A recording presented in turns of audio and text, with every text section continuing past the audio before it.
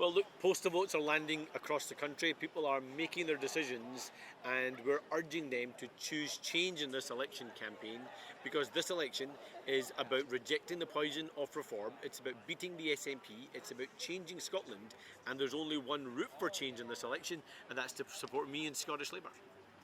Over the last couple of days, the exchange you had with Malcolm Offord over this accusation of a deal, that's dominated the headlines here. Why should people believe you over him?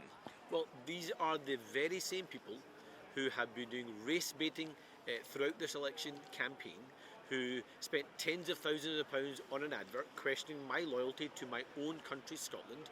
One of their candidates is advocating that all Muslims, even those born in this country, should be deported from this country. And frankly, any chat of any kind of deal or stitch-up is unbelievable. It's utter nonsense. If you want to reject the poison of reform, if you want to beat the SNP, if you want to change Scotland, there's only one route to do it, and that's to vote for me and Scottish Labour, either with the postal vote or on May the 7th. Just turning now to the news that broke overnight, the revelations about the vetting of Peter Mandelson and the pressure this seems to be putting on the Prime Minister now. Do you think the Prime Minister misled Parliament as he's being accused of today? Look, these are questions that of course have to be answered by Downing Street, in the Parliament, and also in any appropriate parliamentary committees. I stated my position back in February. I stand by my position. I don't recoil from it, and many people will know that the Mandelson scandal was the tipping point for me. But I'm spending the next 3 weeks focused on making sure that we change the government here in Scotland, because this election is not without consequence. It's not about protest. Keir Starmer is not standing to be First Minister. This is not about a judgment after 2 years of a Labour government. It's about what happens here in Scotland after 20 years of an SNP government that have lost their way. Let's not let them off the hook. So you have given John Swinney and the SNP 20 years, give me 5, and in that 5 years I will fix the NHS, I will make life more affordable, and I'll build a better future for our great country, Scotland. Are the timings of all these revelations about Peter Mandelson and the vetting, are they effectively hamstringing your campaign that you're trying to run here in Scotland? Yes, you've distanced yourself from Keir Starmer, but this is ultimately about a Labour Prime Minister, isn't it? Well, look, we're relentlessly focused on the issues that matter in this election campaign, and what this election campaign will decide for people over the next 5 years. This election campaign chooses the First Minister, not the Prime Minister. This election campaign is not about a judgment after 2 years of a Labour government, it's about a judgment after 20 years of an SNP government. And this election is not about protest or without consequence. This election will decide, yes, who the First Minister is, yes, it will decide who the Scottish Government is, but it will also decide what happens to our NHS, our schools, opportunities for our young people, our policing system,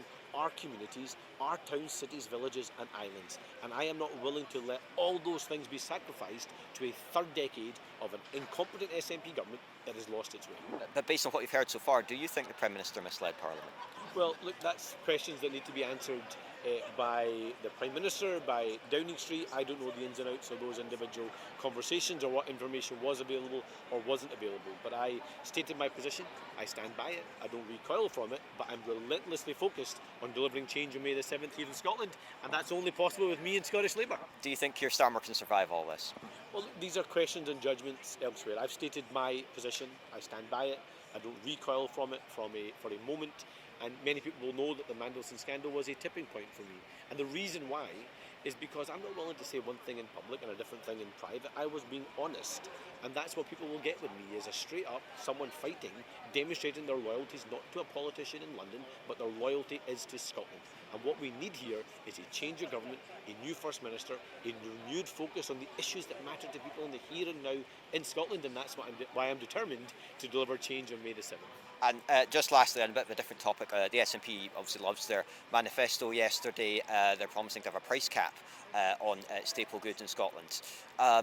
Regardless of where they think this policy can be implemented, do you agree with the principle of doing that? Well, we have to bring down the price of staple items to help people with the cost of living crisis. But what John Swinney and the SNP are proposing is something that might happen at some point many years in the future. People are suffering with their bills right now. And again, it demonstrates that John Swinney and the SNP's first instinct is either to close their eyes, point the finger of blame somewhere else, or do a big policy idea that doesn't make any difference to anyone's life in the here and now, or try and create a constitutional fight. So what I'm going to do instead is not let people here in Scotland suffer because of the illegal actions of Donald Trump and Benjamin Netanyahu. Instead, we'll have an emergency support package that will include convening these supermarkets so we can drive down the prices of staple items. It'll mean emergency loans for companies, energy intensive companies, so we can protect jobs. It'll be loans and grants for households so we can support them through the cost of living crisis.